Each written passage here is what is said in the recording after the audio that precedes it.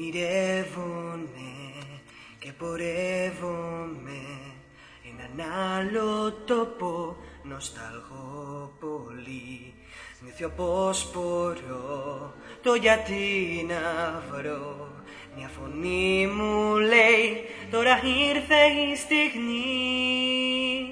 Θα φοβηθώ, θα τη βρω τη λύση, θα με δυνατός, θα δικαιωθώ, θα κινήσω γη και ουρανό. Να λυθεί το ένιγμα μονάχα αυτό ζητώ.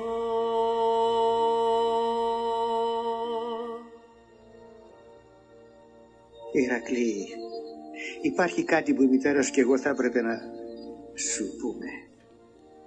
Αλλά με φρικάτε. Τούτα από κάπου ήρθα. Ποιος με άφησε εκεί? Αυτό το φορούσε στο λαιμό όταν σε βρήκαμε. Είναι το σύμβολο των θεών. Αυτό είναι! Τι κουβλέπετε! Ίσως σας κοίκουν την απάτηση. Καπώς το να του βιαϊκέ. Μαμά, παπά, είστε καλλιτεργόνες στον κόσμο, αλλά προβεί να μάθω.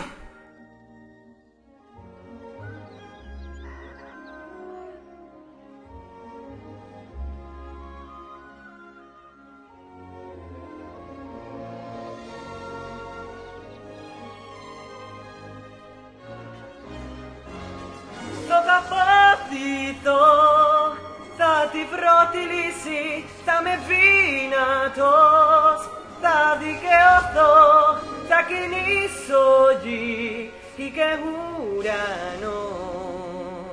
Να λυθεί το ένιγμα μονάχα αυτό ζητώ.